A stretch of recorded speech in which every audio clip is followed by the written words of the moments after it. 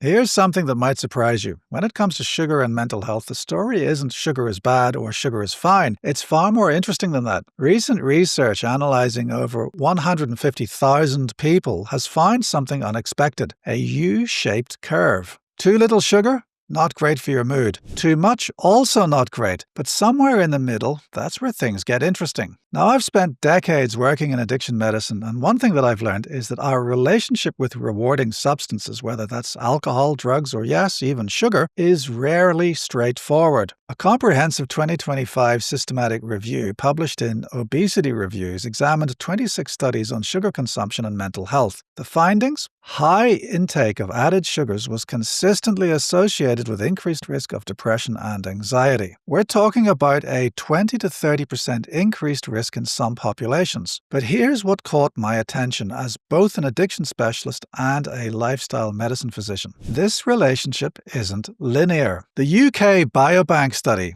following nearly 170,000 participants for over a decade, found that both excessive and insufficient sugar intake increased mental health risks. Think of it as a sweet spot, if you'll pardon the pun. The optimal range appears to be roughly 23 to 160 grams of total sugars daily, with free sugars, and that's the stuff that we add to foods during processing, ideally under 90 grams. Now, why does this matter? Well, several mechanisms are at play, and they connect directly to what we see in addiction medicine. First, there's the dopamine story. When we consume sugar, our brain's reward system lights up, the same pathways involved in substance use disorders. Acute sugar consumption causes a dopamine surge, but chronic overconsumption, that's when the system starts to malfunction. We see decreased dopamine receptor density, particularly the D2 receptors in the striatum. In plain English, your brain's ability to experience reward and motivation gets impaired. But it's not just about dopamine.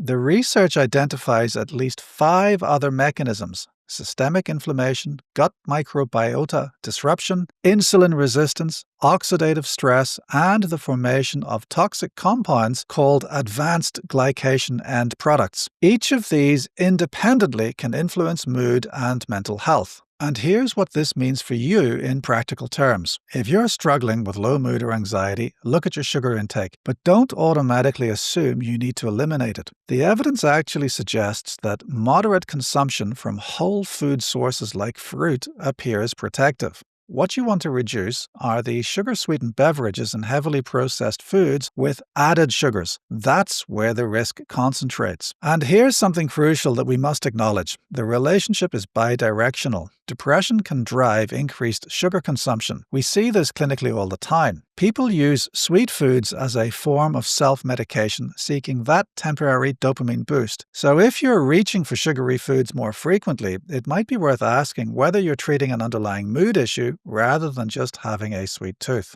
In my years working with patients on lifestyle interventions, I've noticed that those who approach dietary changes with balance rather than restriction tend to do better in the long term. Completely eliminating sugar? Well, that often backfires, creating a restrict binge cycle that mirrors what we see in other addictive behaviors. So the bottom line, if you're concerned about your mental health, consider your sugar intake, but think moderation and sources. Prioritize whole foods, limit sugar-sweetened beverages, and aim for that middle zone. Not too much, not too little. And if you're finding yourself increasingly reliant on sweet foods for mood regulation, well, that might be your cue to have a conversation with a healthcare provider about what's really going on. That's all for today, folks. I'm Dr. Fergal Armstrong, and this has been Cracking Addiction.